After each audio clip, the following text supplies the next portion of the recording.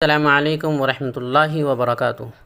YouTube के channel guide to learning English में आपका खैर मकदम है। मैं हूं मोहम्मद शहाबुद्दीन एक नई वीडियो के साथ। बिस्मिल्लाहिर्रहमानिर्रहीम। Lesson number 69 present perfect tense passive voice. सबक नंबर 69 ज़माने हाल मुकम्मल मजहूल। दोस्तों, मजहूल यानी पैसिव वॉइस के दो टेंसेस पढ़ और समझ लेने के बाद आज हम पढ़ेंगे पैसिव वॉइस का प्रेजेंट परफेक्ट टेंस यानी ज़माने हाल मुकम्मल मजहूल।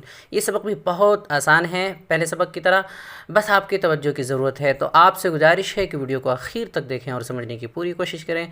तो चलिए शुरू करते हैं। Present perfect tense passive voice ज़माने हाल मुकम्मल मजहूल। दोस्तों, तारीफ़ तो जो एक्टिव वॉइस है उसी में तमाम की तारीफ़ात आ चुकी हैं, इसलिए दोबारा तारीफ़ की ज़रूरत नहीं है। हम पहचान से शुरू करते हैं। तो सबसे पहले पहचान जानेंगे।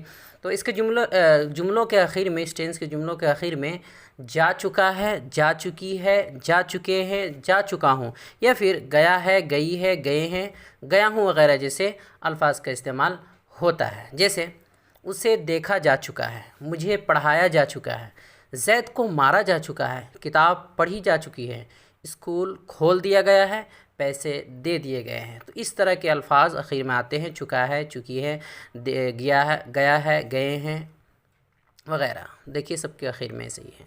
फ़ेल यानी वर्ब। तमाम फ़ेल मजहूल में वर्ब के थर्ड फॉर्म का इस्तेमाल होता है। ये मैं पहले ही बता चुका हूँ, याद दहानी के लिए बता दिया कि जितने भी फ़ेल मजहूल आएंगे पैसिव वॉइस सब में थर्ड फॉर्म का इस्तेमाल होता है। इसमें फ़ेल का कोई मसला नहीं है। फ़ेल मुआविन यानी हेल्पिंग वर्ब। इस वाले में यानी प्रेजेंट परफेक्ट टेंस में पैसिव वॉइस में फ़ेल मुआविन यानी हेल्पिंग वर्ब हैज़ बीन या हैव बीन का इस्तेमाल होता है। कायदा है कि अगर सब्जेक्ट थर्ड पर्सन सिंगुलर यानी वाहिद गायब हो तो हैज़ बीन का इस्तेमाल होता है, वरना हैव बीन का इस्तेमाल होता है। ये सब पहले से आप लोगों को पता है। और दूसरा वाला हेल्पिंग वर्ब यानी बीन हमेशा असल फ़ेल यानी थर्ड फॉर्म से बिल्कुल पहले लग कर आता है। ये सब पहले ही गुजर चुके हैं, फिर भी याद दहानी के तौर पर बता दिया। अब आइए 6 तरीक़ों के मुताबिक जुमले बनाते हैं। तो पहला तरीक़ा है अफर्मेटिव यानी उस पर।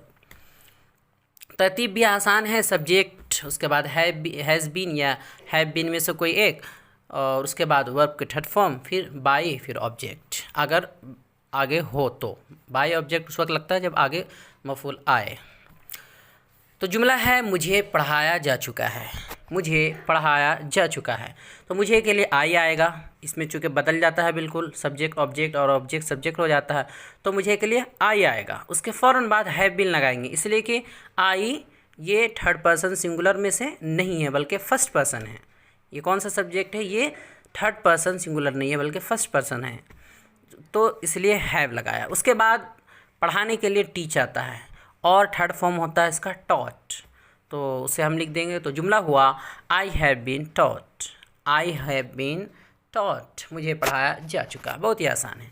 अगली मिसाल है स्कूल खोल दिया गया है। एक स्कूल की बात हो रही है, स्कूल खोल दिया गया है। तो स्कूल के लिए स्कूल, फिर फ़ौरन हैज़ बीन लगाएंगे, इसलिए कि स्कूल थर्ड पर्सन है, वाहिद गायब है। फिर खोलने के लिए ओपन का इस्तेमाल होता है, ओपन वर्ब आता है, और इसका थर्ड फॉर्म होता है ईडी के साथ ओपेंड, तो इसे लिख देंगे। तो जुमला हुआ school has been opened, school has been opened. अगली मिसाल है ये किताब ज़ैद के हाथों लिखी गई है, यानी ज़ैद के ज़रिए लिखी गई है। अब ये किताब के लिए दिस बुक आसान है, फिर फ़ौरन हैज़ बीन लगेगा।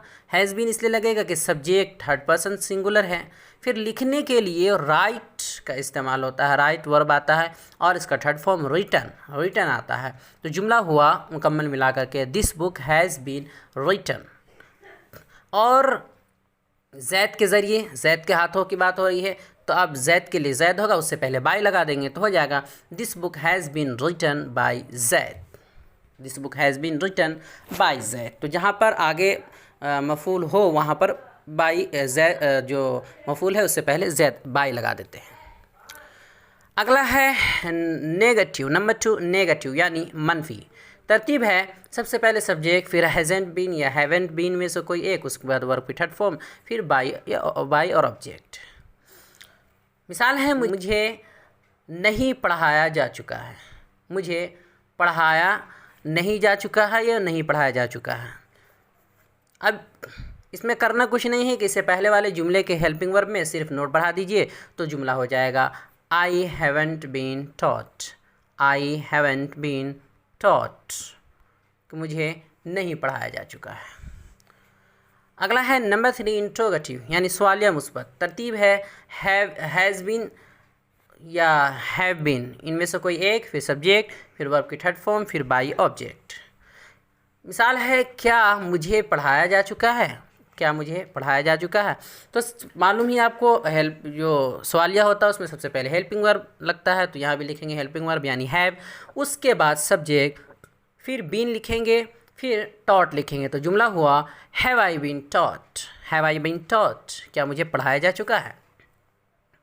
अगला है नंबर 4 नेगेटिव इंट्रोगेटिव यानी सवालिया मनफी। तरतीब है सबसे पहले हैज़ेंट बीन या हैवेंट बीन में से कोई एक, फिर सब्जेक्ट, फिर वर्ब की थर्ड फॉर्म, फिर बाई और ऑब्जेक्ट। मिसाल है क्या मुझे पढ़ाया नहीं जा चुका है, या क्या मुझे नहीं पढ़ाया जा चुका है, क्या मुझे नहीं पढ़ाया जा चुका है। अब इसमें करना कुछ नहीं है, उसी तरह इससे पहले वाले जुमले के हेल्पिंग वर्ब में नोट बढ़ा देंगे तो जुमला हो जाएगा। यानी मनफी में आसान सा तरीका होता है कि बस हेल्पिंग वर्ब जो होता है उसमें नोट बढ़ा दीजिए, कोई भी जुमला हो तो हो जाएगा। तो हो जाएगा haven't I been taught, haven't I been taught, क्या मुझे नहीं पढ़ाया जा चुका है। Number 5 interrogative with WH family, मुस्बत सवालिया WH फैमिली के साथ। तरतीब है सबसे पहले WH वर्ड में से कोई एक लिखेंगे, फिर हैज़ बीन या हैव बीन में से कोई एक, उसके बाद सब्जेक्ट, फिर वर्ब की थर्ड फॉर्म, उसके बाद बाई या ऑब्जेक्ट, बाई और ऑब्जेक्ट। मिसाल है मुझे क्यों पढ़ाया जा चुका है, मुझे क्यों पढ़ाया जा चुका है। सबसे पहले क्यों के लिए वाई लिखेंगे, चूँकि जो सवालिया होता है WH वर्ड के ज़रिए तो उसमें सवालिया लफ्ज़ का तर्जुमा पहले करते हैं, तो वाई, क्यों का तर्जुमा वाई होगा, फिर हैव फ़ौरन उसके बाद हेल्पिंग वर्ब, उसके बाद आई, फिर बीन, फिर टॉट। तो जुमला हुआ why have I been taught, why have I been taught, मुझे क्यों पढ़ाया जा चुका है। Number 6 negative interrogative with WH family, मनफी सवालिया WH फैमिली के साथ यानी छठा तरीका। तरतीब है सबसे पहले WH वर्ड में से कोई, फिर हैज़ेंट बीन या हैवेंट बीन में से कोई एक, उसके बाद सब्जेक्ट, फिर वर्ब की थर्ड फॉर्म, उसके बाद बाई और ऑब्जेक्ट। मिसाल है मुझे क्यों नहीं पढ़ाया जा चुका है, मुझे क्यों नहीं पढ़ाया जा चुका है। तो इसमें भी कुछ करना नहीं है, आसान सी बात है, नोट लगा देना हेल्पिंग वर्ब के, इससे पहले वाले जुमले के हेल्पिंग वर्ब में नोट बढ़ा देंगे तो जुमला तैयार हो जाएगा।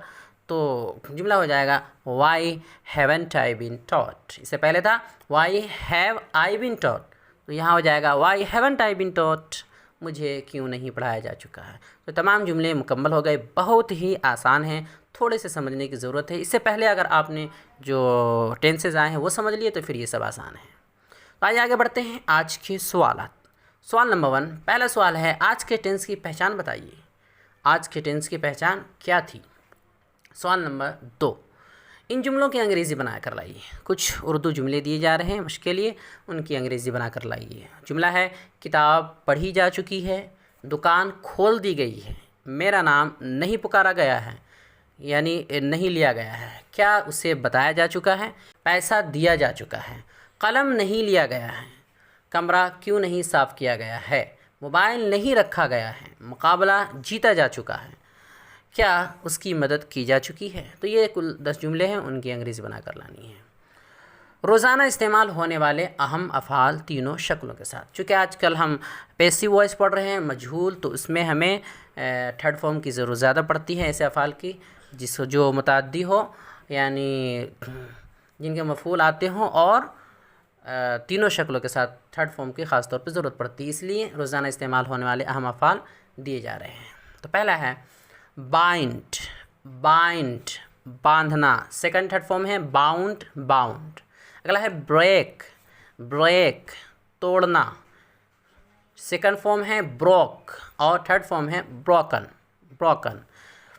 अगला है चूज़, चूज़ चुनना, सेकंड फॉर्म है चोज़ और थर्ड फॉर्म है चोज़न, चोज़न। अगला है ड्राइव, ड्राइव गाड़ी चलाना, गाड़ी चलाना, सेकंड फॉर्म है drove, drove and third form है ड्रीवन, ड्रीवन। अगला है फाइंड, फाइंड पाना, सेकंड थर्ड फॉर्म है फाउंड, फाउंड। अगला है हाइड, हाइड इसका माने छुपना छुपाना, यानी ये लाज़िम व मुतअद्दी दोनों होता है, छुपना छुपाना, सेकंड फॉर्म है हिड और थर्ड फॉर्म है हिडन, हिडन। अगला है टेक लेना, सेकंड फॉर्म है टुक, टूक नहीं टुक। और थर्ड फॉर्म है टेकन, टेकन। कैच, कैच पकड़ना। Caught, caught, caught. Second third form दोनों हैं कॉट। अगला है विन, जीतना। Won, WON, won, won. अगला है बिल्ड, बिल्ड तामीर करना। सेकंड थर्ड फॉर्म है बिल्ट, बिल्ट सिर्फ टी लगा देना, डी की जगह टी। अगला है बर्न, बर्न जलाना। सेकंड थर्ड फॉर्म है बर्नट, बर्नट टी लगा देना सिर्फ। बाय, बाय खरीदना। Bought, bought second third form bought, bought. Make, make बनाना। सेकंड थर्ड फॉर्म है मेड, मेड। ईट, ईट खाना। सेकंड फॉर्म है एट और थर्ड फॉर्म है ईटन, ईटन। अगला है स्टील, स्टील चुराना, चुरा लेना कोई चीज़। सेकंड फॉर्म है स्टॉल एंड थर्ड फॉर्म है स्टॉलन, स्टॉलन।